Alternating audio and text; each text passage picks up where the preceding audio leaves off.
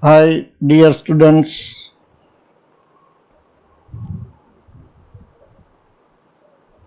This is our first online lecture of semester 2. My subjects are, there are two subjects which I will taught you, linear algebra and algebra 1. Linear algebra is paper number 108 and algebra 1 is paper number 109. So, and also I will provide you practicals for paper number 110B practical based on 108 and 109.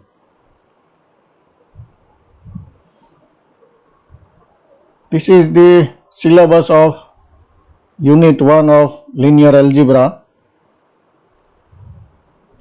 system of linear equations, rank of matrices, vector spaces over fields, subspaces, and basis and dimension.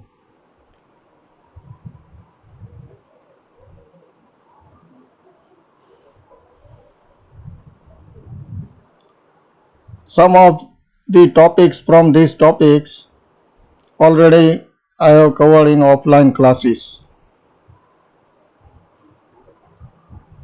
But for online, I will repeat that topics also.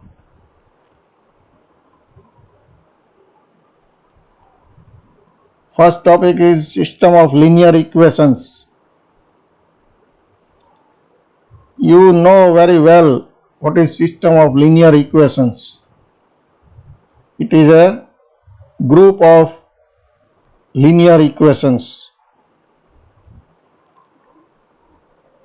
Suppose there are n variables x1, x2 up to xn which are belongs to R,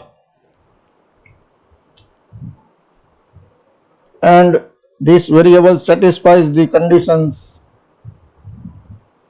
given here.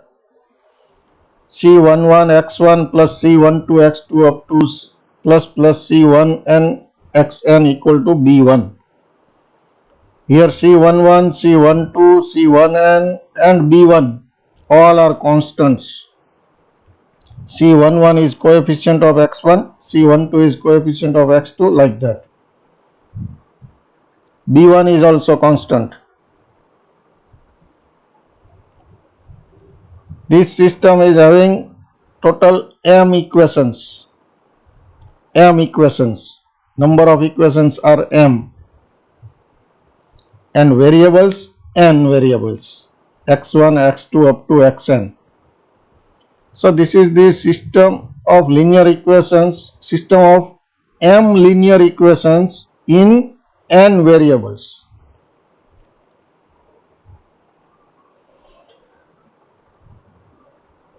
We have given equation number 1 to this set of equations.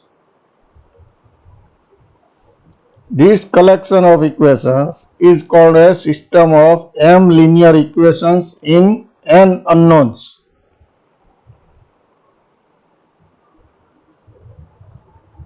હવે આવી system of m linear equations હોય n unknowns માં, તો એનું solution જો મળતું હોય તો ટોટલ સોલ્યુશન એટલે શું, આ જે વેરિયેબલ્સ જે છે એની વેલ્યુ, એવી વેલ્યુ કે જે આ બધા ઇક્વેશનને સેટિસ્ફાય કરે. તો ટોટલ વેલ્યુ કેટલી મળવી જોઈએ, x1 x2 up to xn, n value મળવી જોઈએ. એટલા માટે એની n ટપલ x1 x2 up to xn. Here x1 x2 instead of x1 x2 xn there are values of x1 x2 xn. This is called a solution of this system if it satisfies each of the equations in one. Each of the equations એટલે total m equations જે આપ્યા છે બધાને solve કરે તો આવી ટપલને કહેશું આપણે એનું સોલ્યુશન. આવું કોઈ પણ સિસ્ટમ ઓફ લિનિયર ઇક્વેશન્સ હોય તો it can have infinitely many solutions. એવું જરૂરી નથી કે એક જ સોલ્યુશન હોય. ઇન્ફાઇનાઇટલી મેની સોલ્યુશન્સ હોઈ શકે. એક્ઝેક્ટલી વન સોલ્યુશન પણ હોઈ શકે, ઓર નો સોલ્યુશન્સ એટ ઓલ, અથવા કોઈ પણ સોલ્યુશન આને ના હોય એવું પણ બની શકે. પણ જો એને સોલ્યુશન હોય તો એ system is called consistent if it has a solution, otherwise it is called inconsistent. હવે આ સિસ્ટમમાં તમે આ B1 B2 up to BM ને 0 લઈ લ્યો છો. જો 0 હોય, આ બધા B1 0 હોય, B2 0 હોય, BM 0 હોય, તો આ જે ઇક્વેશન છે એ એકલા વેરિયેબલ્સમાં રહેશે, એમાં એક કોન્સ્ટન્ટ ટર્મ નહીં હોય. કોન્સ્ટન્ટ ટર્મ 0 છે. If B1 B2 up to BM all are 0, then the system is homogeneous system of linear equations. તો એને homogeneous system કહેશું. Otherwise it is non-homogeneous system of linear equations. જો homogeneous હોય એટલે કે આ B1 B2 BM બધા 0 હોય તો આપણે એક સોલ્યુશન તો મળે જ. કયું? આ x1 equal to 0, x2 equal to 0, xn equal to 0. આ બધા વેરિયેબલની વેલ્યુ 0 લઈ લો તો આ પણ લેફ્ટ સાઈડ 0 થઈ જાય, રાઈટ સાઈડ 0 છે, આ બધું 0 થઈ જાય, આ બધું 0 છે, તો એ સોલ્યુશન કહી શકાય. તો every homogeneous system is consistent, તો સોલ્યુશન મળે જ. Since x1 equal to 0, x2 equal to 0 up to xn equal to 0 is always a solution. This solution is called the trivial solution. And any other solution is called non-trivial. એટલે એકાદી પણ non zero value મળે તમને, એવું solution મળે તો એ non trivial solution. પણ આ બધી વેલ્યુ 0 મૂકો હોમોજીનિયસ સિસ્ટમમાં તો એને આપણે ટ્રિવિયલ સોલ્યુશન કહેશું. In a homogeneous system of linear equations, if m greater than or equal to n, એટલે કે number of equations is more than number of unknowns, then the system has a non-trivial solution. તો સિસ્ટમને non-trivial solution હોઈ શકે. એ પાક્કું. હવે આવી સિસ્ટમને આપણે મેટ્રિક્સ નોટેશન્સમાં ડિસ્ક્રાઇબ કરવું હોય તો કેમ થાય? Matrix notations for a system of linear equations. તો આપણે એક આવો મેટ્રિક્સ C, જ્યાં બધા કોએફિશિયન્ટ હતા, C11 up to C1n, CM1 up to CMn, આ જે બધા કોએફિશિયન્ટ હતા એનો મેટ્રિક્સ આપણે બનાવીએ. પહેલો ફર્સ્ટ ઇક્વેશનના કોએફિશિયન્ટને ફર્સ્ટ રો, સેકન્ડ ઇક્વેશનના કોએફિશિયન્ટને સેકન્ડ રો, અને છેલ્લા ઇક્વેશન m નંબરના ઇક્વેશનના કોએફિશિયન્ટની રો છે એ m નંબરની રો બને. તો આ m બાય n મેટ્રિક્સ થયો. અને આપણે આ મેટ્રિક્સને C કહીએ અને x ઇક્વલ ટુ આ વેરિયેબલ્સનો કોલમ મેટ્રિક્સ લઈએ, x1 x2 up to xn, and b equal to પેલો જે રાઈટ સાઈડના કોન્સ્ટન્ટ્સ હતા એનો column matrix b1 b2 up to bm. તો આખા ઇક્વેશનની સિસ્ટમને આપણે cx ઇક્વલ ટુ b ફોર્મમાં લખી શકીએ. So this is the matrix form of system of linear equations.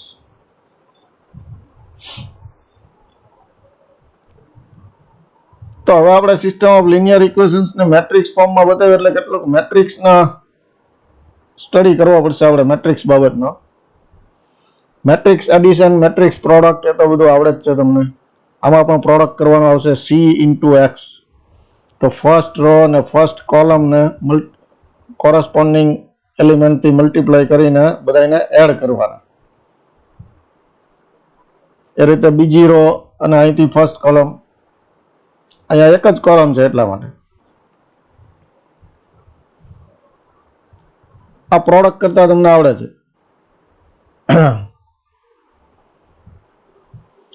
બે મેટ્રિક્સનો એડિશન પણ તમને ખ્યાલ છે. આ બધું સબટ્રેક્શન આ બધું ખબર છે. ઝીરો મેટ્રિક્સ કોને કહેવાય? If all entries of a matrix is 0 or 0, then it is called a zero matrix. Zero મેટ્રિક્સને O નોટેશનથી બતાવીએ છીએ આપણે. આ બધું મેટ્રિક્સ વિશે પ્રાઇમરી નોલેજ તો છે જ. તો હવે બાકીનું જે જરૂરી છે નોલેજ આપણે લઈએ મેટ્રિક્સનું. Elementary row operations on a matrix આ પણ તમે શીખી ગયા છો, પણ આપણે જરા એને સિસ્ટમેટિકલી જોઈએ. Let A be any m by n matrix. તો elementary row operations on the matrix A is one of the following. ત્રણમાંથી એક, આ 1 2 અને આગળ આવશે થર્ડ. ત્રણમાંથી એક ઓપરેશન કરીએ તો એને એલિમેન્ટરી રો ઓપરેશન કહેવાય.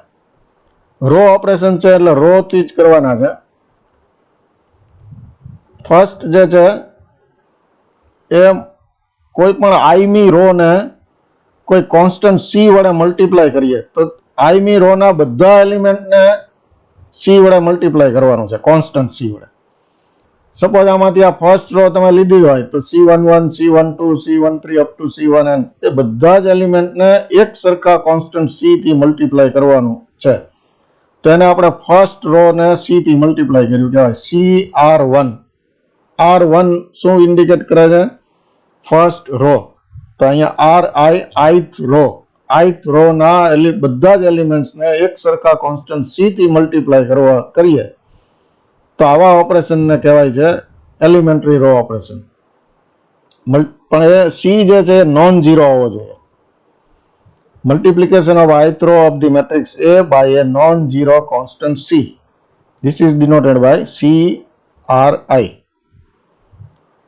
પછી બીજું ઓપરેશન છે, તમે કોઈ એક રો ને કંઈક થી મલ્ટીપ્લાય કરી અને બીજી કોઈ રો માં એડ કરો કોરસ્પોન્ડિંગ એલિમેન્ટ્સ. તો પહેલી રો ના પહેલા એલિમેન્ટમાં બીજી રો ના પહેલા એલિમેન્ટને કંઈક કોન્સ્ટન્ટ સી વડે મલ્ટીપ્લાય કરીને એડ કરો તો એ જ સી વડે મલ્ટીપ્લાય કરવાનું છે બીજા એલિમેન્ટને પણ, અને પછી પહેલી રો ના બીજા એલિમેન્ટમાં એડ કરવાનું છે. આ રીતે આ બધી તો ખબર જ છે તમને, આપણે આવી જ ગયું છે બધું, પણ આ જરાક સિસ્ટમેટિકલી જોઈએ છે. તો ચેન્જ ક્યાં આવશે? અહીંયા પહેલા જે RI લખ્યું છે તો આઈમી કોલમમાં ચેન્જ આવશે. એટલે આઈમી કોલમમાં નવા એલિમેન્ટ્સ બનશે, એટલે એ રિપ્લેસ થશે આઈમી કોલમ. કોલમ નહીં, રો. ith રો રિપ્લેસ થશે. Replacement of ith row of the matrix A by ith row plus C times, એટલે કે C ઇન્ટુ jth રો. જેમી રો ના એલિમેન્ટ્સ ને સી વડે મલ્ટીપ્લાય કરી આઈમી રો ના કોરસ્પોન્ડિંગ એલિમેન્ટ્સમાં એડ કરીને આઈમી રો રિપ્લેસ કરવાની, એને આપણે આ રીતે દર્શાવીએ છીએ RI પ્લસ CRJ. અને હવે ત્રીજું એલિમેન્ટરી રો ઓપરેશન, ઇન્ટરચેન્જ કરવી. આઈમી રો અને જેમી રો ને ઇન્ટરચેન્જ કરવી, તો એને આપણે લખશું RI double sided arrow RJ. Row માટે કેપિટલ R નો જ યુઝ કરવાનો છે. કોલમ ઓપરેશન્સ આપણે નથી કરવાના. કોલમ ઓપરેશન્સ કરવાના હોય તો અહીંયા કેપિટલ C થી આ બધું બતાવી શકાય. તો interchange of ith row and jth row of the matrix A. This operation is denoted by RI double sided arrow RJ. આમાં તમે RJ અહીંયા લખો, RI અહીંયા લખો તોય ચાલશે. પણ સેકન્ડ જે એલિમેન્ટરી રો ઓપરેશન આપણે જોયું, આમાં ક્રમનું મહત્વ છે. પહેલો જે લખીએ છીએ, પહેલી રો નો નંબર જે લખીએ છીએ RI ની જગ્યાએ R1 R2 R3, ત્યાં જ રિપ્લેસમેન્ટ થશે. બીજા પ્લસ કરીને જે અહીંયા કરીએ અહીંયા રિપ્લેસમેન્ટ નહીં રહે, રિપ્લેસમેન્ટ પહેલામાં જ થશે. એટલે ત્યાં ક્રમનું મહત્વ છે.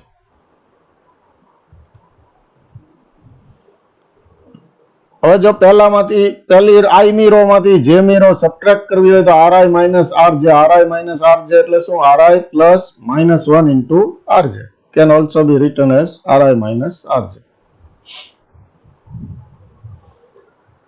તો આવી રીતે એલિમેન્ટરી રો ઓપરેશન્સ તમે કોઈ મેટ્રિક્સમાં કરી શકો.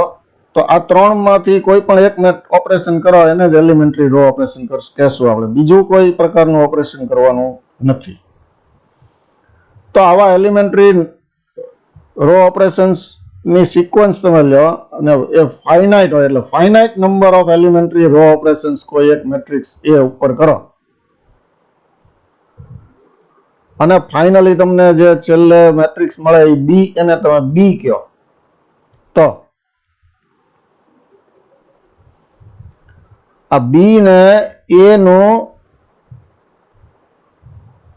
રો ઇક્વિવેલન્ટ ફોર્મ કહેશું આપણે. એટલે કોઈ પણ મેટ્રિક્સ ઉપર એલિમેન્ટરી રો ઓપરેશન્સ ની ફાઇનાઇટ સિક્વન્સ એપ્લાય કરીને મળતો matrix B original matrix A નો રો ઇક્વિવેલન્ટ મેટ્રિક્સ કહેવાય. Let A and B be two matrices of the same order m by n. We say that B is row equivalent to A if B can be obtained from A by a finite sequence of elementary row operations.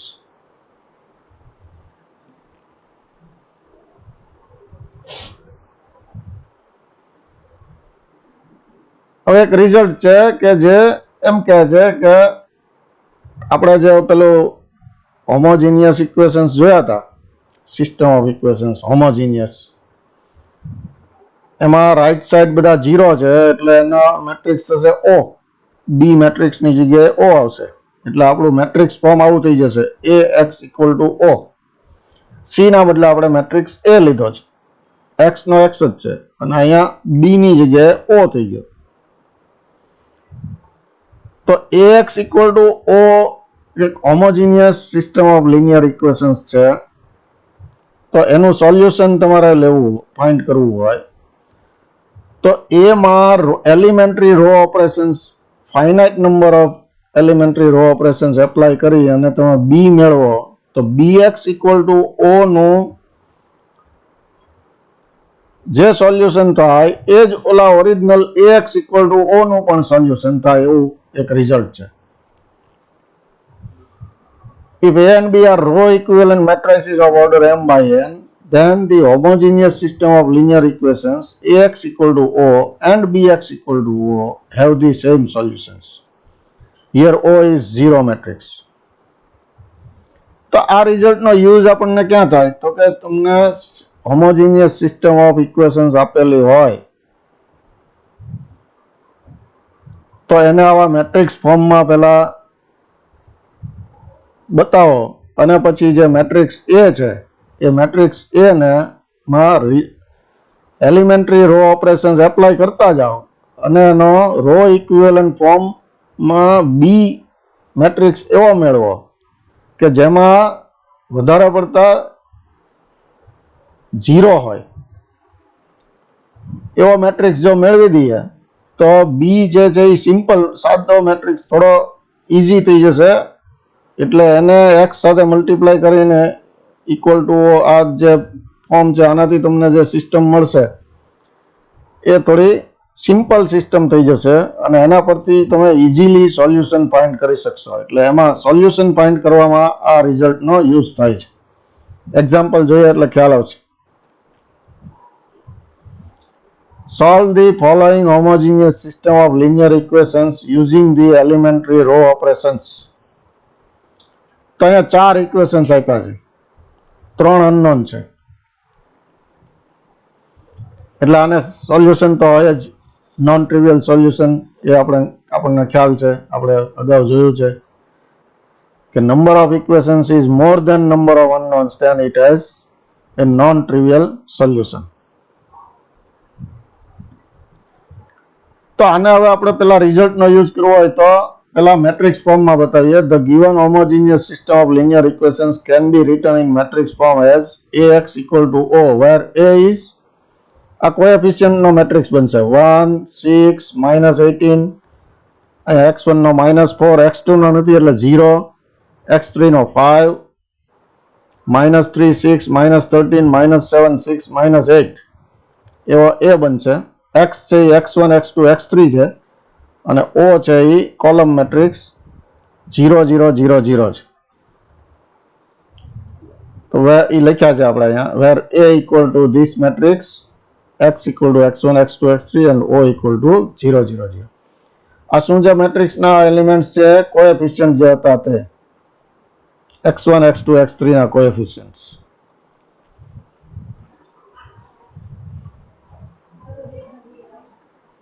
હવે આપણે આ matrix જે છે આનું solution કાઢવું થોડું difficult છે આ સિસ્ટમ ઓફ ઇક્વેશન્સ. તો આ મેથડ આપણે જે રિઝલ્ટ જોયું હમણાં એનો યુઝ કરવો છે. એટલે મેટ્રિક્સ જે એ મળ્યો છે એની ઉપર આપણે એલિમેન્ટરી રો ઓપરેશન્સ લગાવશું અને બને એટલો પ્રયાસ કરશું કે વધારેમાં વધારે 0 આવે. તો જો અહીંયા કેટલાક એલિમેન્ટરી રો ઓપરેશન્સ કર્યા છે. તમારી રીતે એલિમેન્ટરી રો ઓપરેશન્સ કરવાના છે. કંઈ એવું જરૂરી ફિક્સ નથી હોતું કે આ જ સિક્વન્સ લેવાની.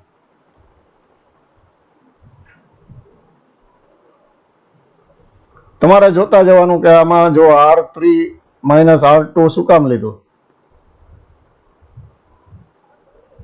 R3 એટલે આ છે, માઇનસ R2 એટલે આ છે.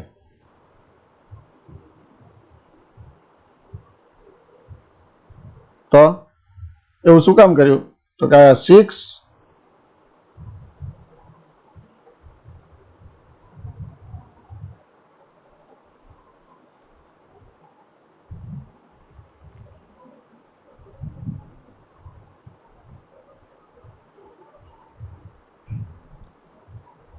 R3 માઇનસ R2 છે એટલે R3 માઇનસ R2 -3 પ્લસ 4 થશે એટલે માઇનસ એટલે 1 થઈ જશે.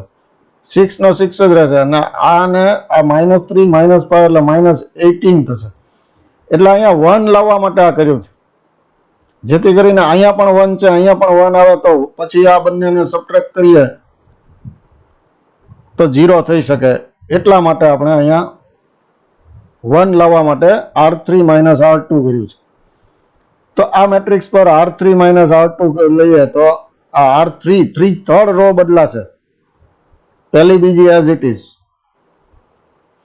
થર્ડ રો ચેન્જ થઈ, -3 -4 એટલે +4 તો અહીંયા 1 થઈ ગયો. 6 -0 કંઈ ચેન્જ આવ્યો નહીં, 6 -3 -5 એટલે -18. અહીંયા આ પણ ફાયદો થયો, આ પણ બે સરખું થઈ ગયું અને આ 6 6 પણ સરખું હતું જ. એટલે બધા 0 આવી જશે જ્યારે આપણે આ માઇનસ આ કે R1 માઇનસ R3 કે R3 માઇનસ R1 કરશું ત્યારે.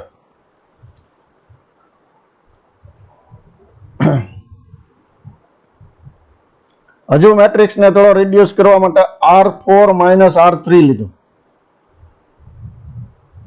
શું કામ? તો કે આ ફોર્થ આ જે 6 છે એની જગ્યાએ 0 લાવવા માટે. R4 માઇનસ R3 કરીએ તો અહીંયા -7 -1 એટલે -8 આવ્યું, પણ 6 -6 નો 0 થઈ ગયો એટલે એક 0 વધ્યો અને -8 પ્લસ 18 એટલે 10 થયું એટલે એક 0 વધારવા માટે આ કર્યું છે. હવે અહીંયા 10 છે, અહીંયા 5 છે, અહીંયા -4 છે, તો આ બંને આના કરતા આ હાફ છે એટલે આ સેકન્ડ રો ને 2 થી મલ્ટીપ્લાય કરશું તો 5 ના 10 થઈ જશે, -4 ના -8 થઈ જશે. આ બધું દેખાય છે આપણને મેટ્રિક્સમાં. એટલે આ ઓપરેશન લીધું 2R2 એટલે R2 ના એલિમેન્ટ્સ ને 2 થી મલ્ટીપ્લાય કર્યું તો -8 0 10 થઈ ગયું. બાકી બધું એમને. તો હવે તમે જોઈ શકશો કે આ બે રો સરખી છે અને આ બે રો સરખી છે. તો કોઈ આ બંનેમાં એવું કરીએ આપણે, એકમાંથી બીજી માઇનસ કરીએ એટલે R1 માઇનસ R3 કરીએ. R1 માઇનસ R3 એટલે પહેલી રો આખી 0 0 0 થઈ જશે.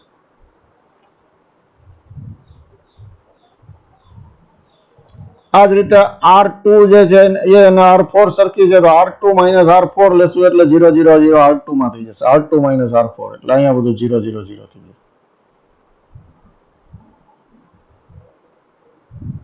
તો બે ના તો 0 આવી ગયા. હજુ કોશિશ કરીએ આપણે તો R4 ને 8 થી ડિવાઈડ કરીએ એટલે 1 અહીંયા આવી જશે. અહીંયા 1 છે એટલે ફરીથી એક 0 નો ચાન્સ મળશે આપણને. તો R4 ને 8 થી ડિવાઈડ કરીએ એટલે કે 1/8 મલ્ટીપ્લાય બાય R4 તો અહીંયા -1 0 5/4 આ 10/8 એટલે 5/4. હવે આ પોઝિટિવ છે, આ નેગેટિવ છે, એટલે 0 લાવવા માટે બેને એડ કરવી પડશે. તો R3 પ્લસ R4 લ્યો તમે, R3 પ્લસ R4 એટલે 1 માઇનસ 1 0, 6 પ્લસ 0 6. જો R4 પ્લસ R3 કરી શક્યા તો પાછો અહીંયા 0 નીકળી જાત, કેન્સલ થઈ જાત, 0 ની જગ્યાએ 6 આવી જાત, એટલે એવું નથી કર્યું.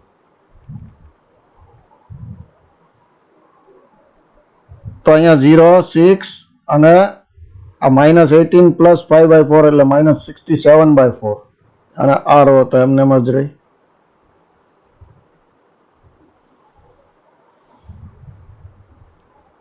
હવે મોસ્ટલી 0 તો આવી ગયા. હવે પોસિબલ હોય તો 1 લાવવાની કોશિશ કરો, એટલા માટે કે તો પછી સીધું તમને કોએફિશિયન્ટ ન રહે, એટલે ઇક્વેશન લખીએ આમાં સીધું આપણે માઇનસ પ્લસ થઈ જાય. તો 6 ની જગ્યાએ 1 લાવવાની કોશિશ કરવી હોય આપણે તો 6 ડિવાઇડેડ બાય 6 એટલે 1 થાય. તો R3 ને 6 થી ડિવાઈડ કરીએ. બીજા એલિમેન્ટમાં પાછું નુકસાન જતું નથી ને, એ જોઈ લેવાનું. તો 0 ડિવાઇડેડ બાય 6 તો કઈ પ્રોબ્લેમ નથી. અહીંયા ભલે ને વધે, તો સમજતા હોય તો ફ્રેક્શનલ વેલ્યુ છે તો ફ્રેક્શનલ રહેશે. તો અહીંયા 6 નો 1 થઈ ગયો અને અહીંયા 60 માઇનસ 67 ડિવાઇડ બાય 24 થઈ ગયો. આ એમને બીજું અહીંયા -1 છે, એનો 1 કરવા માટે અને ચોથી રો ને -1 થી મલ્ટીપ્લાય કરીએ તો -1 ઇન્ટુ R4 એટલે અહીંયા +1 થઈ ગયું, આ -5/4. તો હવે આ ફોર્મ એવું થયું કે આને આપણે ઇક્વેશનમાં કન્વર્ટ કરશું તો બહુ ઇઝીલી આપણે સોલ્વ કરી શકશું. તો આ બી જે છે એ રો ઇક્વિવેલન્ટ ફોર્મ ઓફ એ છે. આ એ આનું રો ઇક્વિવેલન્ટ ફોર્મ આ છે. એટલે આ મેટ્રિક્સ લઈને પેલું સિસ્ટમ ઓફ ઇક્વેશન્સ બનાવો કે આ મેટ્રિક્સ લઈને, બંનેનું સોલ્યુશન સરખું થાય. The above sequence of elementary row operations on the matrix A shows that the final matrix this is row equivalent to the matrix A. This means that the solution of the given system of linear equations, આ આપેલી system છે એનું solution, and આ system ક્યાંથી આવી? આના ઉપરથી. આ 0 0 0 હવે x થી મલ્ટીપ્લાય, x ના x1 x2 x3 થી મલ્ટીપ્લાય કરો તો કઈ નહીં આવે, ઇક્વેશન નહીં મળે. આના બીજું ઇક્વેશન પણ નહીં મળે. ત્રીજામાં 1 ઇન્ટુ x2 એટલે x2 minus 67/24 x3 equal to 0. x2 minus 67/24 x3 equal to 0. અને આના પરથી x1 minus 5/4 x3 x1 minus 5/4 x3 equal to 0. તો હવે આના પરથી જોઈ શકશું કે આ અચ્છા હવે આ લખીએ છીએ આપણે કે આનું સોલ્યુશન અને ઓરિજિનલ નું સોલ્યુશન આર સેમ. તો આનું સોલ્યુશન કેટલું ઈઝી છે તમે જુઓ. આ બંને સાઈડ થી આમ લઈ લો એટલે x2 equal to this 67/24 x3 અને અહીંયા x1 equal to 5/4 x3. તો x3 ની વેલ્યુ ઉપર ડિપેન્ડ કરે છે x1 અને x2. તો x3 ને કંઈક કોન્સ્ટન્ટ નું નામ કોન્સ્ટન્ટ કહી દો c. તો in the second system it is clear that if we assign any constant value c to x3 we obtain a solution. તો x3 ની વેલ્યુ c મૂકો તો x2 બની જશે 67/24c એટલે 67/24c અને x1 બની જશે 5/4c 5/4c. તો this is the solution 5/4c 67/24c, c. This is our solution of the given system. હવે અહીંયા તમે c કોન્સ્ટન્ટ છે એટલે તમે જોઈ શકો c1 જો તો એક સોલ્યુશન મળે 5/4 67/24, 1. 2 લ્યો તો બીજું સોલ્યુશન મળે, 3 લ્યો તો બીજું, નેગેટિવ લ્યો તો 3 પાછું બીજું સોલ્યુશન મળે, 0 લ્યો તો 0 0 0 એ ટ્રિવિયલ સોલ્યુશન થઈ જાય. તો આ રીતે તમને ઇન્ફાઇનાઇટલી મેની સોલ્યુશન્સ મળે છે આના.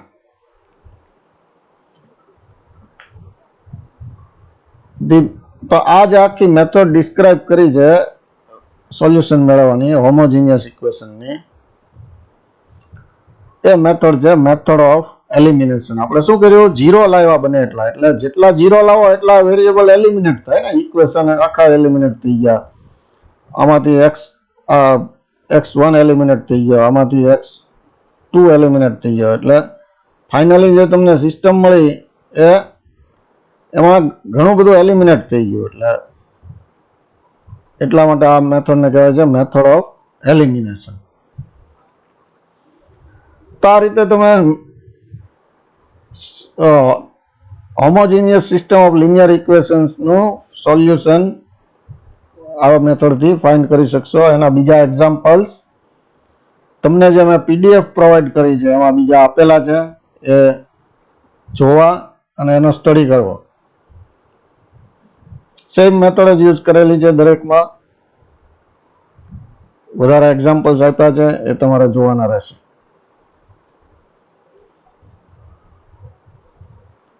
તો હવે આપણે જોઈએ બીજો topic, rank of a matrix. Rank find કરતા પહેલા બીજી એક ડેફિનેશન આપીએ, એના ઉપર આધારિત છે રેન્ક ફાઇન્ડ કરવાની મેથડ. રેન્ક ફાઇન્ડ કરવાની મેથડ ઘણી બધી હોય છે. મેટ્રિક્સનો રેન્ક ફાઇન્ડ કરવાની મેથડ તમે કેટલીક મેથડ શીખ્યા પણ હશો, પણ આપણે જે મેથડ એપ્લાય કરવાની છે તે મેટ્રિક્સ નું રો એસિલોન ફોર્મ ફાઇન્ડ કરીને ફાઇન્ડ કરવાનું છે રેન્ક. તો આ જ મેથડ તમારે એક્ઝામમાં પણ એપ્લાય કરવાની રહેશે. એક્ઝામમાં ખાલી પૂછ્યું હોય find A rank of a matrix, તો તમે અગાઉ શીખ્યા હોય એવી કોઈ મેટ્રિક્સની એવી કોઈ મેથડ એપ્લાય કરશો તો એ વેલિડ નહીં ગણાય, ભલે લખ્યું ના હોય ક્વેશ્ચનમાં. કારણ કે આપણે જે સિલેબસમાં હોય એ જ મેથડ તમારે એપ્લાય કરવાની રહેશે. તો પહેલા બીજી એક ડેફિનેશન જોઈએ. એ matrix A is said to be in row echelon form if it satisfies. જો આ ત્રણ કન્ડિશન સેટિસ્ફાય કરે તો એને કહેશું આપણે row echelon form of a matrix.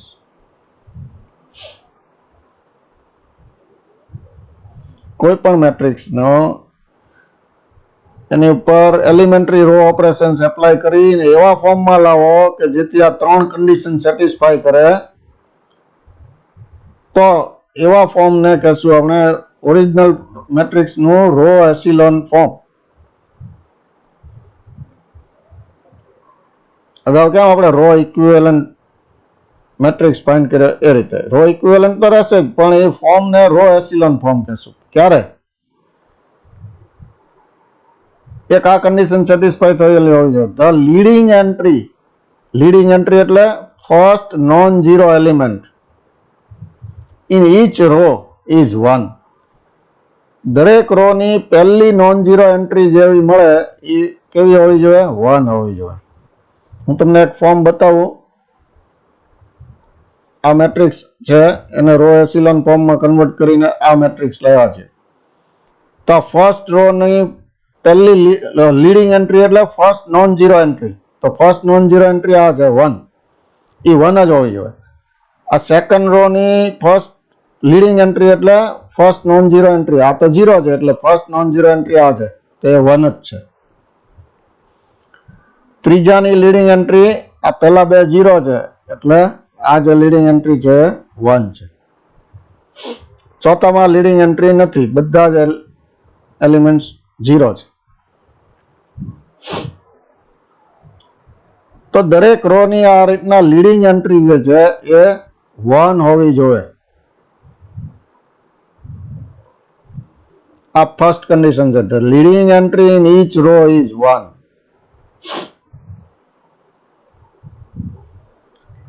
Second condition, each leading entry is in a column to the right of the leading entry in the previous row.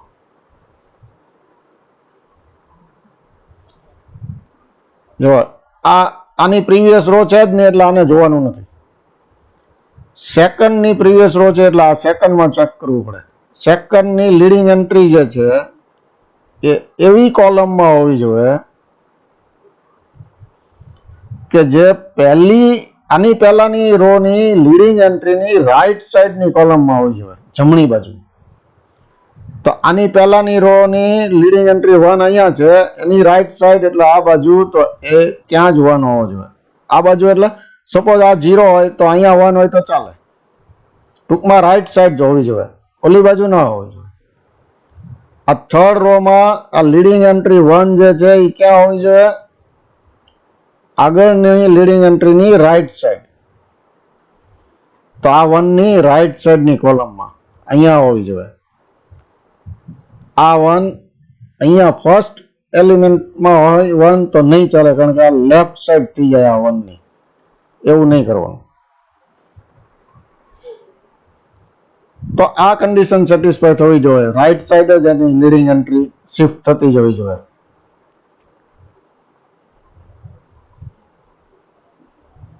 તો each leading entry is in a column to the right of the leading entry in the previous row. And a third condition, rows with all zero elements, if any, are below rows having a non-zero element. Zero બધા જ element 0 હોય એવી row જે છે એ છેલ્લે લઈ જવાની છે, છેલ્લે રાખવાની, ઉપર નહીં. તો આ બધા 0 વાળી એન્ટ્રી, બધી એન્ટ્રી 0 હોય એવી રો છે એ છેલ્લે છે ને.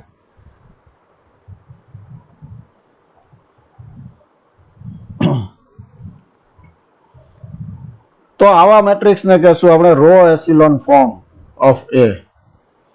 હવે આપણને જે મેટ્રિક્સ એ આપ્યો હોય એમાંથી રો એસિલોન ફોર્મમાં કેમ કન્વર્ટ કરવો એની method. Method to transform a matrix into its row echelon form. એના માટે શું કરવાનું છે? Use a series of elementary row operations.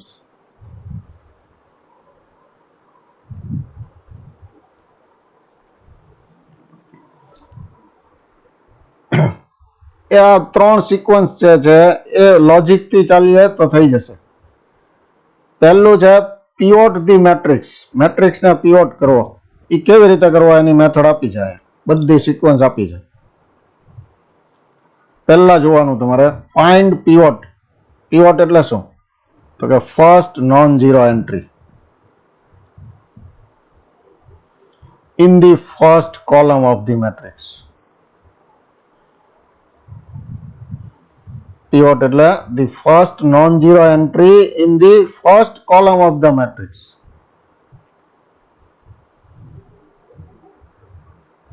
First કોલમમાં ફર્સ્ટ non-zero entry ક્યાં છે? 2.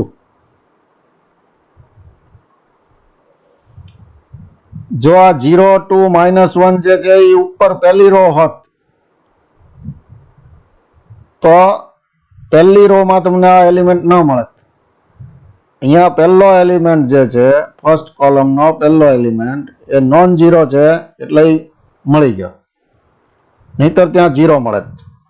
તો 0 મળે તો કંઈક ઓપરેશન કરવું પડશે. 0 ના મળે, નોન ઝીરો મળે, અહીંયા નોન ઝીરો મળી ગયો તો કોઈ પ્રોબ્લેમ નથી. Find pivot if pivot is not in the first row. મેં વાત કરી એમ કે જો આ 0 વાળી રો પહેલી રો તો pivot third next element.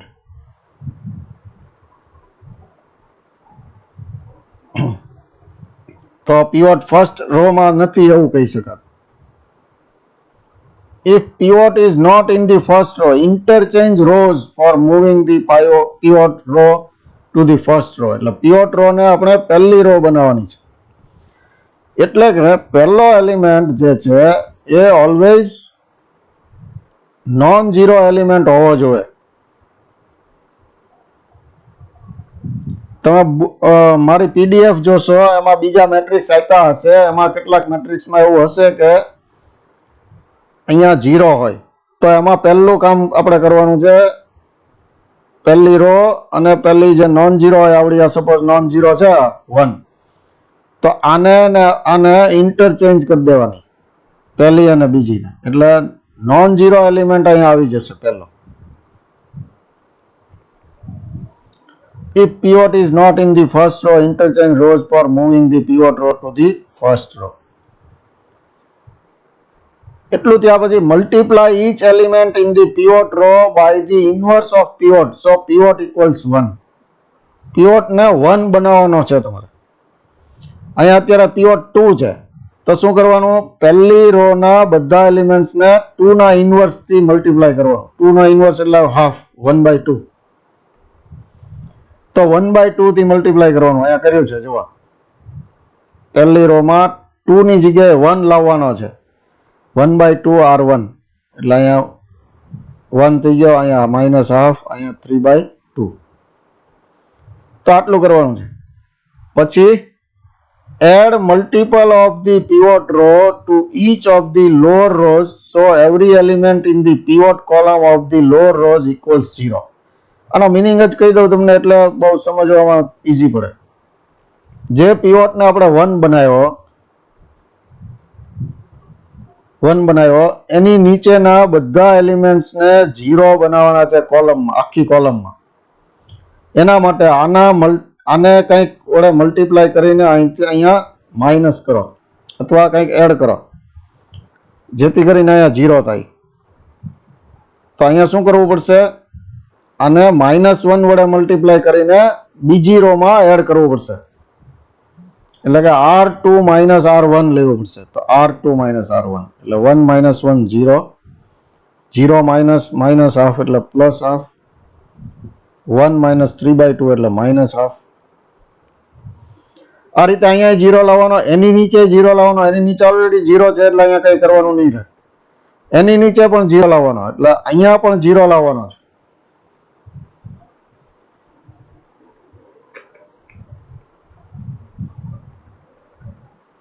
અહીંયા 0 લાવવા માટે R4 - R1 કરવું પડશે.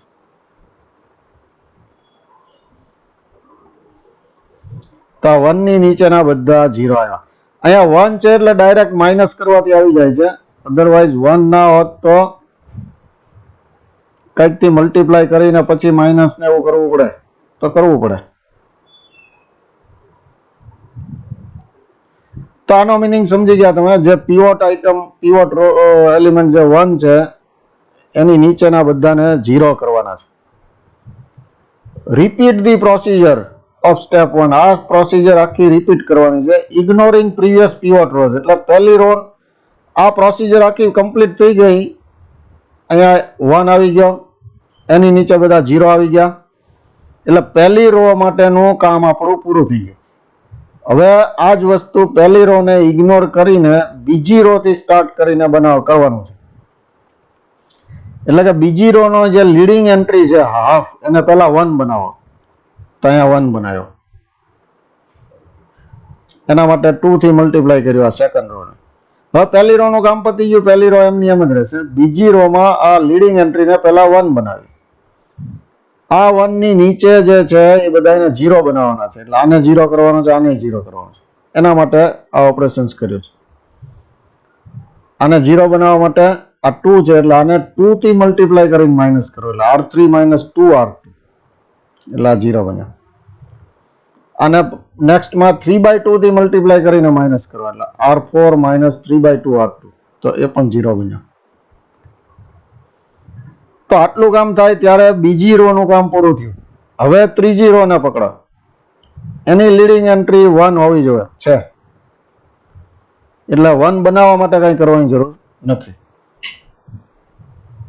હવે એની નીચેની એન્ટ્રીને 0 બનાવવાની એટલે આની નીચેની એન્ટ્રીને 0 બનાવવાની. તો અહીંયા બનાવી છે.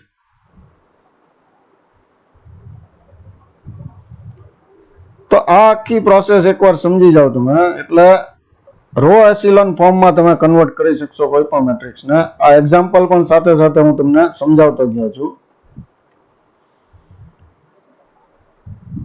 તો આ પ્રોસેસ રિપીટ કરવાથી પ્રોસેસ રિપીટ કરીને આગળ વધવાનું છે અને જ્યાં સુધી આખો મેટ્રિક્સ જે છે એ નું કામ પૂરું ના થાય ત્યાં સુધી. Continue until there are no more pivot to be process.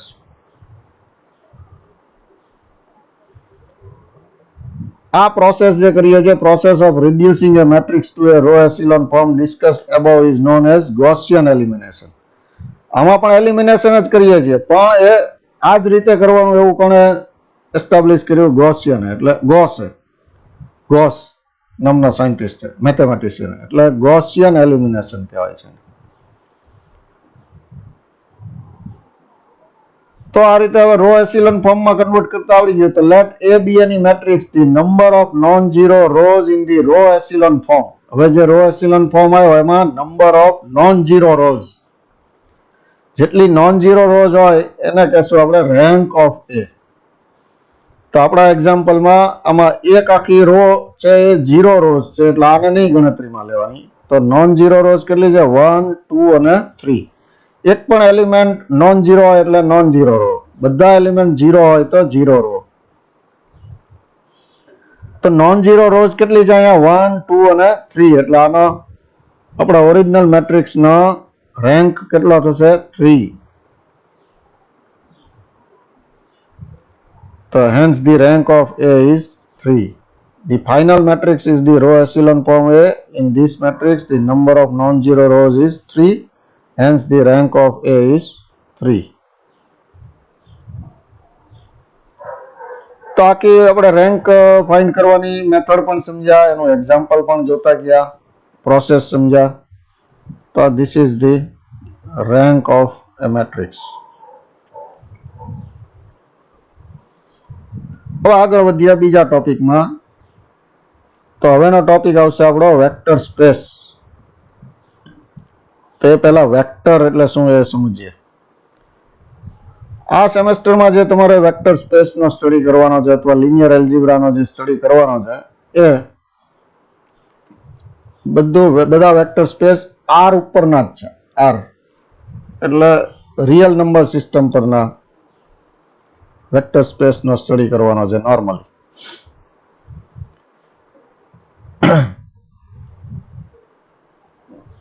આગળના સેમેસ્ટર્સમાં આવશે બધું એ તમારા રિયલ નંબર સિસ્ટમની જગ્યાએ કોમ્પ્લેક્સ નંબર સિસ્ટમ ઉપરના અને એ બધું આવશે તમારે.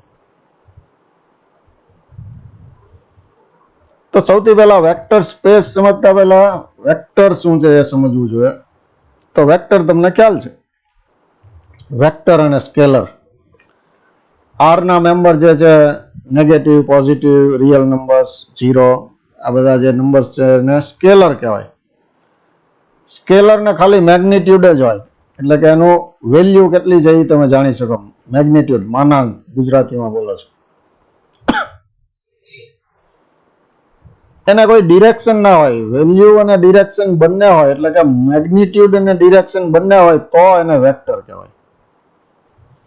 સ્કેલરને ખાલી મેગ્નિટ્યુડ હોય અને મેગ્નિટ્યુડ અને ડિરેક્શન બંને વેક્ટરને હોય.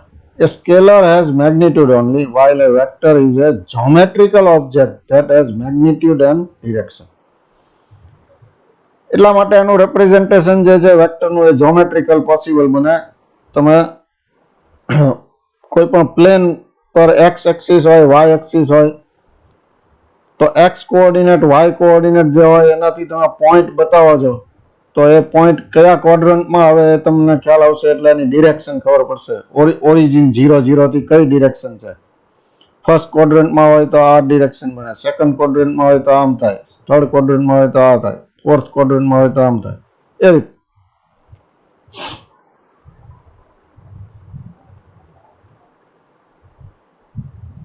તો વેક્ટર હોવા માટે મેગ્નિટ્યુડ હોવો જોઈએ તો ઓછામાં ઓછા 2 ડાયમેન્શન તો એમાં કમ્પલસરી છે, એટલે પ્લેન બને. પછી 3 ડાયમેન્શન હોય તો સ્પેસ બને. પછી મલ્ટી ડાયમેન્શનલ પણ હોઈ શકે. મલ્ટી ડાયમેન્શનલનો કોન્સેપ્ટ પણ તમને ખ્યાલ છે, મોર ધેન 3 ડાયમેન્શન. તો એટલીસ્ટ 2 ડાયમેન્શન તો હોવું જ જોઈએ વેક્ટર હોય તો. એટલે સિંગલ ડાયમેન્શન છે એ વેક્ટર નથી, એ સ્કેલર છે. Mathematically A vector can be represented as an array. એક કરતા વધારે ડાયમેન્શન છે, 2 કે 2 થી વધારે, એટલે એને એરેમાં બતાવી શકાય. આ 3 ડાયમેન્શન છે, first element, second element, third element. તો આ 3 ડાયમેન્શનલ એરે છે, એટલે આને 3 ડાયમેન્શનલ વેક્ટર કહેવાશું આપણે. તો એરે થી રિપ્રેઝેન્ટ કરી શકાય, એટલે ઓછામાં ઓછા 2 ડાયમેન્શન હોવા જોઈએ.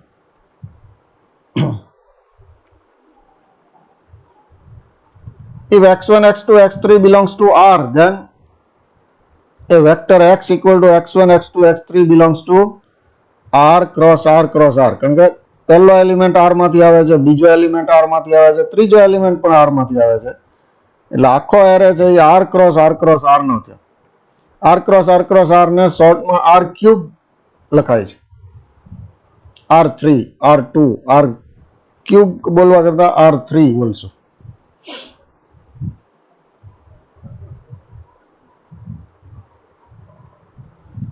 If all components of a vector x are 0, then the vector is known as zero vector. આ બધા component જે છે 0 0 0 હોય કોઈ વેક્ટર ના, તો 2 dimension હોય તો 2 0, 3 dimension હોય તો 3 0, 4 dimension હોય તો 4 0 એ રીતે. પણ બધા જેટલા component હોય એ બધા 0 હોય તો એવા વેક્ટર ને zero vector કહેશું, otherwise non zero vector. Standard vector addition ને સ્કેલર મલ્ટિપ્લિકેશન તમે શીખ્યા છો, એ અહીંયા ખાલી બતાવ્યું છે મેં. Standard addition of two vectors x equal to x1, x2, x3, y equal to y1, y2, y3 is defined as. હવે આમાં વેક્ટરનું એડિશન કરવા માટે બંનેનું ડાયમેન્શન એક સરખું હોવું જરૂરી છે. એટલે કે બંને વેક્ટર્સ જે છે એક જ પેલામાંથી આવવા જોઈએ. R3 તો R3 માંથી, R2 તો R2 માંથી. એક R2 નો હોય ને એક R3 નો હોય તો બે વેક્ટરનું એડિશન પોસિબલ બને નહીં. તો આનું એડિશન કરવું હોય તો x1 plus y1 first component plus first component x1 plus y1, બીજામાં x2 plus y2, ત્રીજામાં x3 plus y3. એટલે x પ્લસ y પણ પાછો 3 ડાયમેન્શનલ વેક્ટર જ મળ્યો. Scalar multiplication. Standard multiplication of a scalar alpha with a vector x equal to x1, x2, x3. Alpha scalar છે એટલે કે real number છે કોઈ પણ.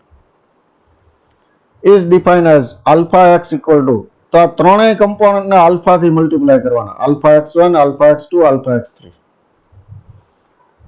આ જે બે ડેફિનેશન મેં વેક્ટર એડિશન અને સ્કેલર મલ્ટિપ્લિકેશન ની આપી, આ સ્ટાન્ડર્ડ વર્ડ એટલા માટે યુઝ કર્યા છે કે નોર્મલી આપણે આ રીતે એડિશન અને મલ્ટિપ્લિકેશન કરીએ છીએ, સ્કેલર મલ્ટિપ્લિકેશન અને વેક્ટર એડિશન. સ્કેલર મલ્ટિપ્લિકેશન કરવાથી પણ પાછો વેક્ટર જ મળશે. આમાં ડોટ પ્રોડક્ટ આપણે નથી જોતા. જુઓ, સ્કેલર મલ્ટિપ્લિકેશન છે, ડોટ પ્રોડક્ટ નથી. બે વેક્ટરનો ડોટ પ્રોડક્ટ પાછો સ્કેલર મળી જાય એ નથી આપણામાં.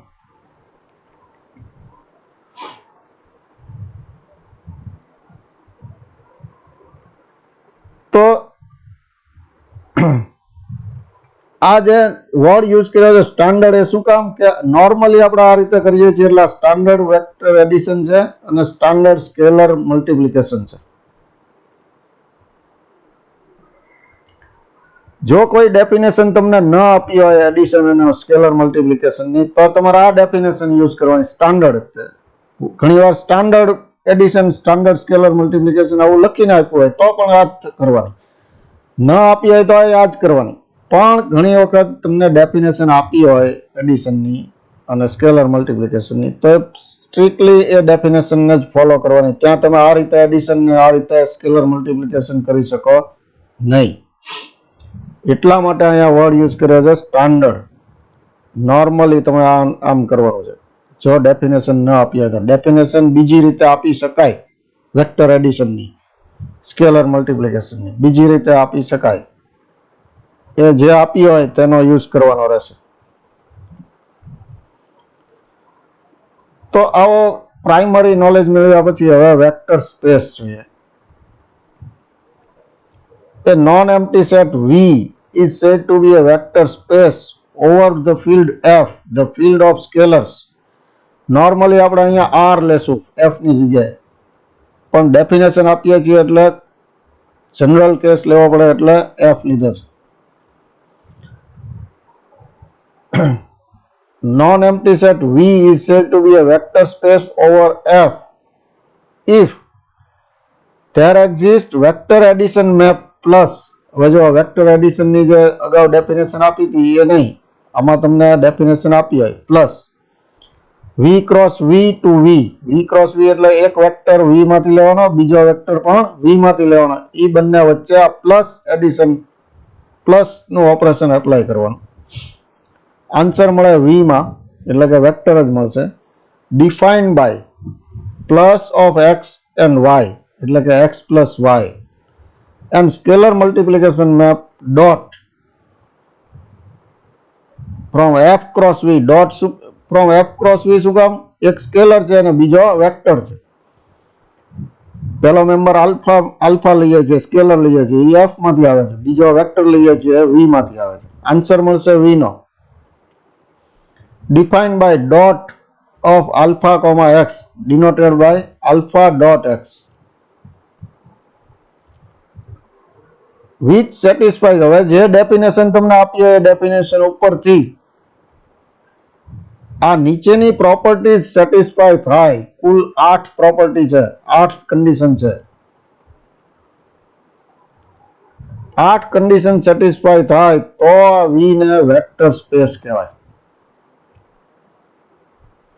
8 કન્ડિશનમાં પહેલી 4 કન્ડિશન છે એડિશન ને લગતી છે, બીજી 4 કન્ડિશન છે સ્કેલર મલ્ટિપ્લિકેશન ને લગતી છે. જો ટોટલ 8 કન્ડિશન છે.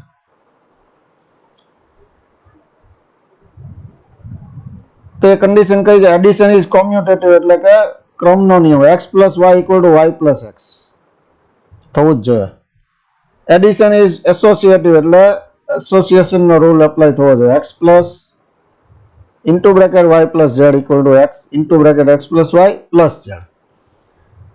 આનો મિનિંગ સમજો છો તમે? પહેલા અહીંયા y પ્લસ z કરવાનું છે, જે આન્સર આવે એને x પ્લસ સાથે x ની સાથે પ્લસ કરવાનું છે. અહીંયા પહેલા x અને y નો એડિશન કરવાનો છે, જે આન્સર આવે એને પ્લસ z કરવાનું છે.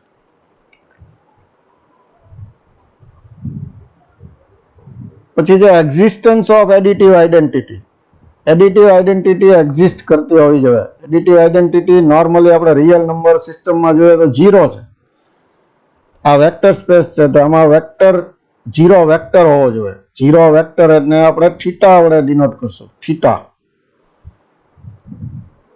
Existence of additive identity. So there exists a unique vector theta belongs to V such that theta એક કરતા વધારે ન હોવા જોઈએ, જુદી જુદી જાતના theta ન હોવા જોઈએ, એક જ theta હોવો જોઈએ, unique, such that x plus theta equal to x and theta plus x is also x. તમે x plus theta કરો કે theta plus x કરો તો એ તો કોમ્યુટેટિવ છે, એટલે x plus theta અને theta plus x તો સરખું થાય જ, પણ એના ઇક્વલ ટુ x આવવો જોઈએ. એટલે એડિટિવ આઇડેન્ટિટી કોઈ વેક્ટરમાં એડ કરવાથી વેક્ટરમાં કોઈ ડિફરન્સ આવવો જોઈએ નહીં. જેમ કે 0 આપણે એડ કરીએ છીએ સ્કેલર્સમાં, 5 plus 0 is 5, 10 plus 0 is 10. Same way x plus theta is x. Existence of additive inverse. Inverse એટલે શું? એડિટિવ ઇન્વર્સ એટલે એવો વેક્ટર કે x નો એડિટિવ ઇન્વર્સ જો y હોય તો બંનેનો એડિશન એડિટિવ આઇડેન્ટિટી થવું પડે, એટલે થીટા થવો પડે.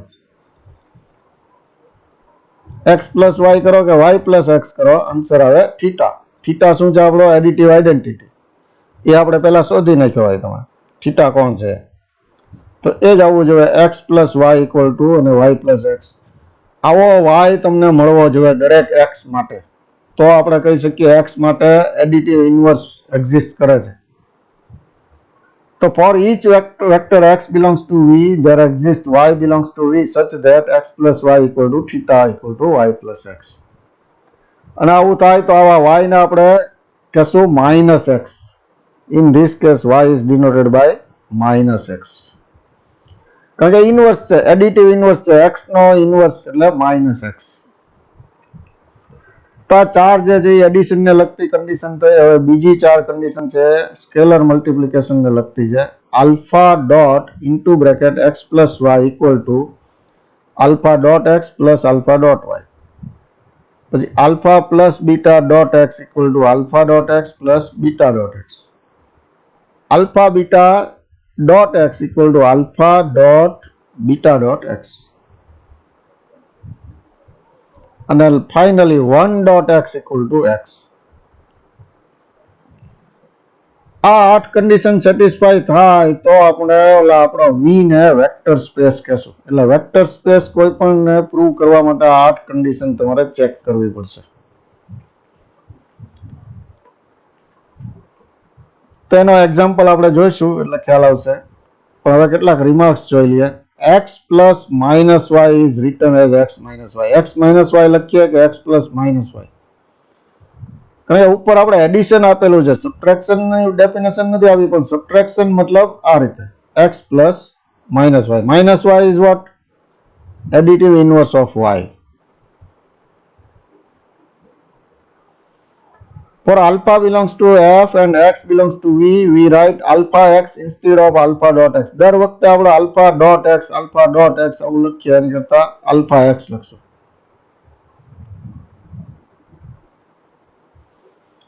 Elements of a vector space are vectors. Vector space જે v આપણે જોયો એના એલિમેન્ટ્સ શું છે? વેક્ટર્સ છે.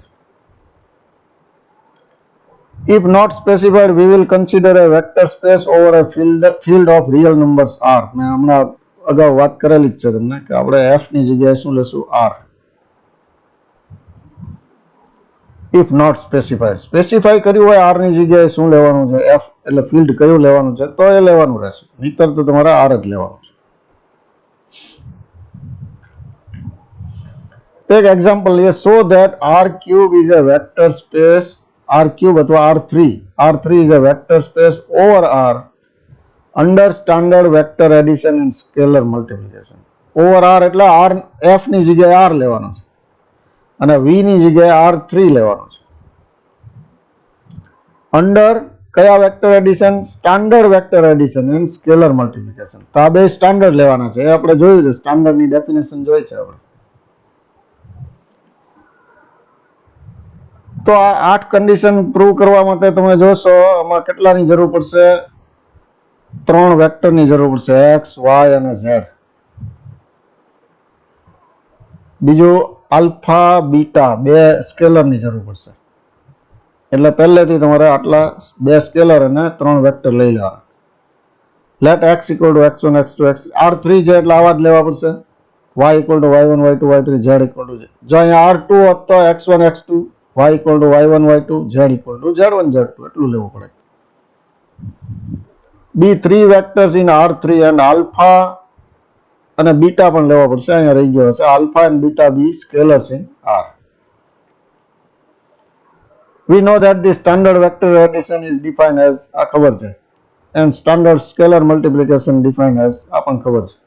હવે આપણે કન્ડિશન ચેક કરવાની છે. x plus y equal to x plus y એટલે આ બંનેનો એડ કરવાનો. તો પહેલામાં પહેલું એડ કરો x1 plus y1 x2 plus y2 x3 plus y3. x1 plus y1 તો હવે r નો મેમ્બર છે એટલે r માં તો x1 plus y1 ને y1 plus x1 લખી શકો. x2 plus y2 ને y2 plus x3 x3 plus y3 એટલે y3 plus x3. તો આ આવી ગયું y plus x. Hence addition is commutative. આ રીતે બધી કન્ડિશન જોવાની છે.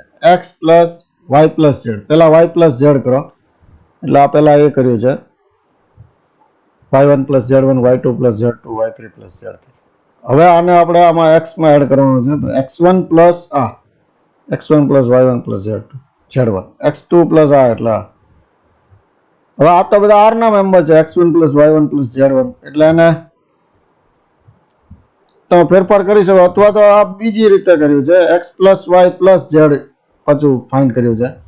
એ પણ આ જ રીતે તમે કરશો. પહેલા x plus y કરશો પછી જે આવશે એને z માં એડ કરશો તો આ જ મળશે. Hence addition is associated.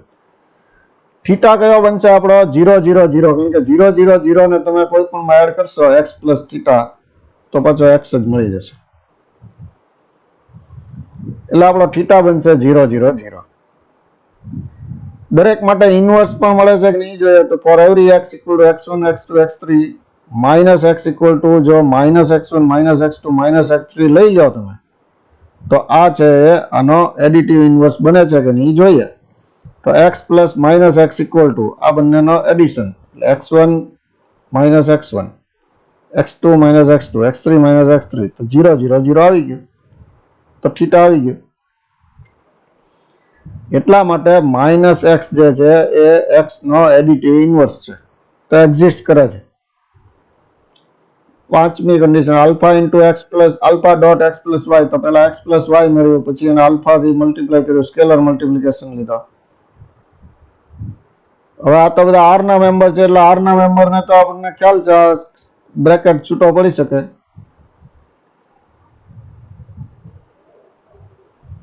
Alpha x plus alpha y find કરીએ આ જ રીતે, તો એ ઓલામાં જે આવ્યું હતું એ જ રિઝલ્ટ મળ્યું, એટલે બધું સરખું છે.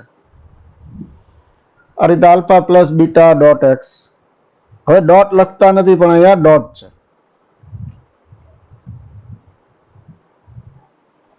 Alpha x plus beta x find કર્યું તો આ બંને સરખું આવ્યું. Alpha beta dot x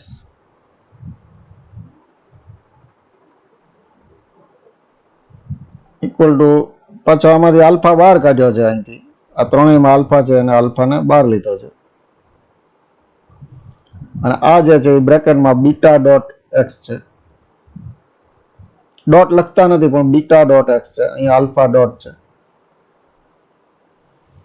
1 dot x એટલે 1 સ્કેલર છે આપણો, 1 dot x1 x2 x3 equal to 1 scalar છે એટલે 1 થી બધી જગ્યાએ મલ્ટીપ્લાય કરવાનું છે, તો x1 x2 x3 equal to x. શું કામ? સ્ટાન્ડર્ડ સ્કેલર મલ્ટીપ્લિકેશન છે એટલે બધા એલિમેન્ટને 1 વડે મલ્ટીપ્લાય કરવાનું છે એટલે આ થાય. સ્કેલર મલ્ટીપ્લિકેશનની ડેફિનેશન જુદી હોત તો ન પણ થાય. તો R3 satisfies all the condition of vector space, hence R3 is a vector space over R. આ તમે બધું શીખ્યા તો છો જ BSc માં એટલે બહુ ઈઝી લાગતું હશે.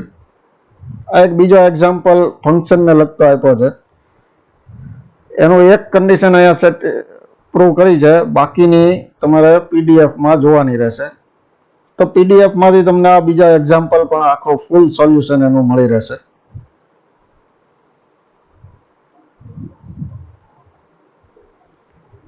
Theorem. In a vector space V over a field R, we have these 6 properties. આ 6 પ્રોપર્ટી પ્રૂવ કરવાની છે.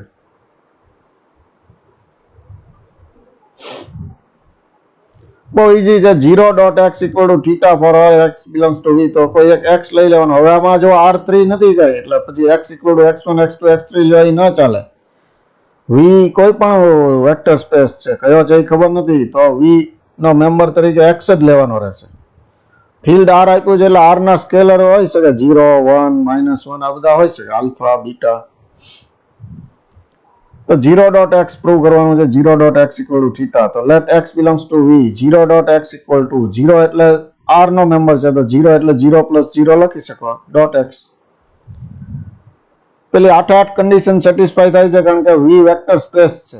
વેક્ટર સ્પેસ છે એટલે આપેલી 8 કન્ડિશન ઉપર જે આપણે જોઈ એ બધી કન્ડિશન સેટિસ્ફાય થાય. એમાંની આ એક કન્ડિશન છે, alpha plus beta dot x equal to alpha dot x plus beta dot x. તો આ એ એપ્લાય કર્યું. 0.x plus 0.x. કોઈ પણ એડિટિવ ઇનવર્સ તો હોય જ, વેક્ટર સ્પેસ છે એટલે. તો 0.x નો એડિટિવ ઇનવર્સ થાય -0.x. -0.x is an additive inverse of 0.x. તો એડિટિવ ઇનવર્સ બે સાઈડ એડ કરીએ તો 0.x એટલે એડિટિવ ઇનવર્સ છે એટલે બેનો એડિશન કરવાથી થીટા મળે, એટલે 0.x plus -0.x equal to theta.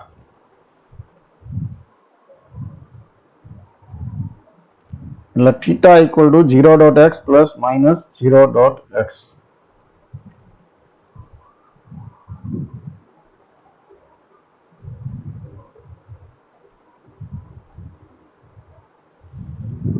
હવે ઇક્વેશન 1 નો યુઝ કરીએ અહીંયા, તો 0.x ને બદલે આપણે આ લખી શકશું 0.x પ્લસ 0.x. એટલે અહીંયા પહેલી ટર્મ જે 0.x છે એની જગ્યાએ આ લખીએ.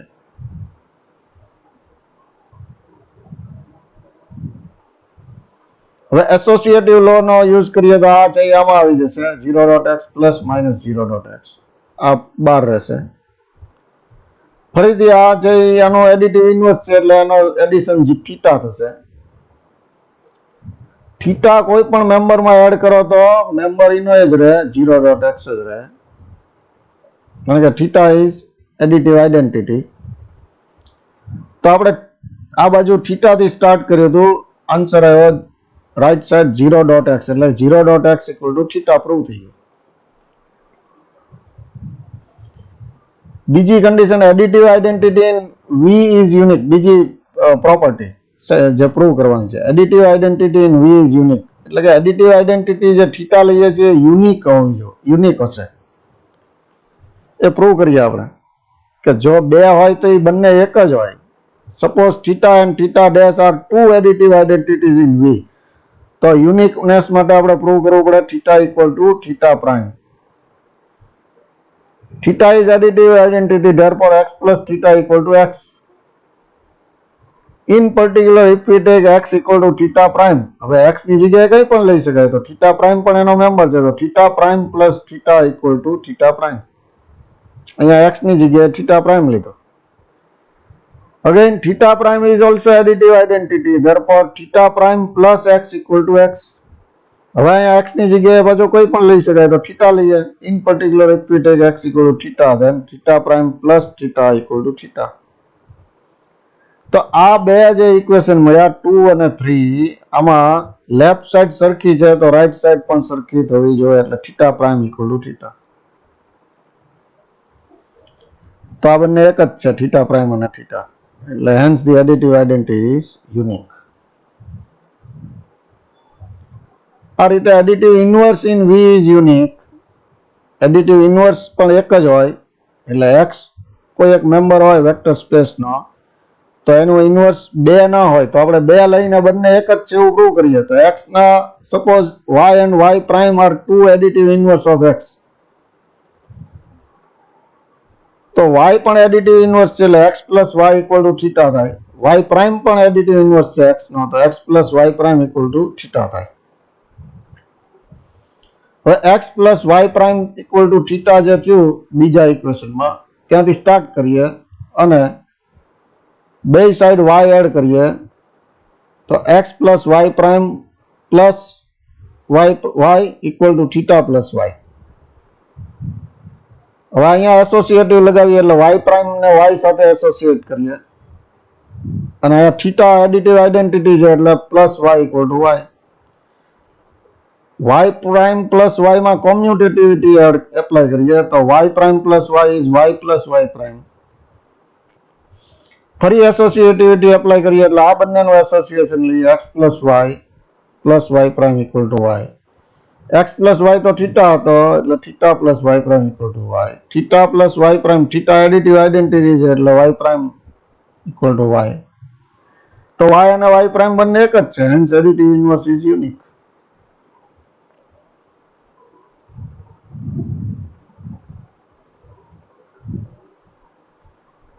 Next -1.x equal to -x prove કરવું છે. તો -1.x પ્લસ x કરીએ તો શું થાય? x એટલે 1.x, આઠમી કન્ડિશન. આવી જ બીજી એક સ્કેલર મલ્ટિપ્લિકેશન ની કન્ડિશન લઈએ, એટલે આ સ્કેલર નો એડિશન થશે -1 + 1.x, બંને જગ્યાએ .x છે, એટલે -1 + 1 is 0.x, 0.x એટલે થીટા. તો આનો મતલબ આ બે નો એડિશન થીટા આવ્યો, મતલબ બંને એકબીજાના ઇન્વર્સ છે, એટલે -1.x is inverse of x. -1.x is the additive inverse of x. પણ એડિટિવ ઇન્વર્સ ને ઓફ x ને તો આપણે -x થી ડિનોટ કરીએ છીએ, but additive inverse of x is denoted by -x, therefore -1.x equal to -x. પછીની property α.θ equal to θ for all alpha belongs to R. આ ઓલા પહેલી પ્રોપર્ટીની જેમ જ કરવાનું છે. અહીંયા 0 equal to 0 plus 0 થી શરૂ કર્યું, તો અહીંયા θ equal to θ plus θ થી શરૂ કરશું.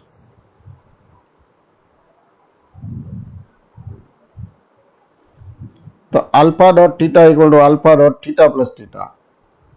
આનો મતલબ કે α.θ plus α.θ. Now minus α.θ is an additive inverse of α.θ. તો એને આપણે એડ કરીએ બે સાઈડ. એવું નથી, બીજી રીતે કર્યું, એમ પણ કરી શકો, બે સાઈડ એડ કરી શકો.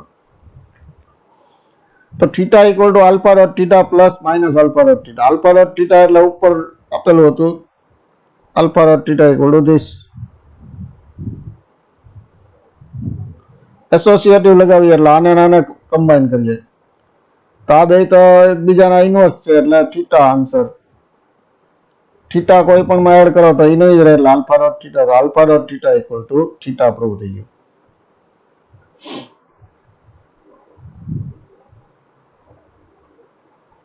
ચલો, if x belongs to V with alpha dot x equal to theta for all alpha belongs to R, then either alpha equal to 0 or x equal to theta.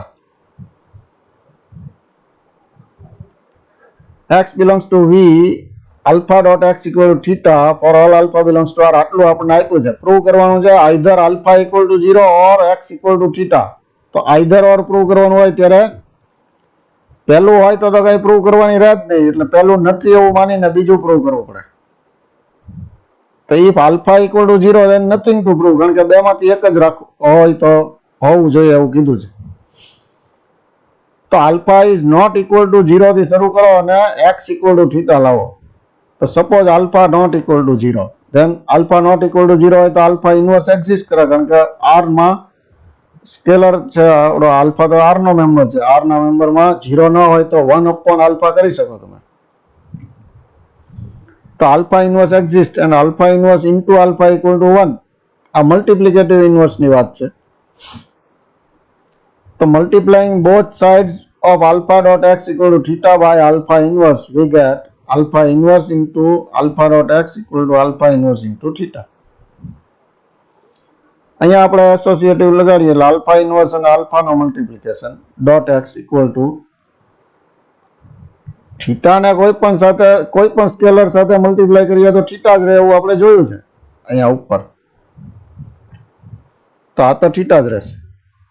અહીંયા આલ્ફા ઇન્વર્સ ઇન્ટુ આલ્ફા એટલે 1 dot x equal to theta. 1 dot x એટલે બાજુ x તો x equal to theta. એટલે alpha not equal to 0 હોય તો x equal to theta થાય છે. એટલે બેમાંથી એક સાચું છે. Alpha equal to 0 or x equal to theta. Now onwards we will write alpha x instead of alpha dot x. Thank you very much. अब आटलू राखिए.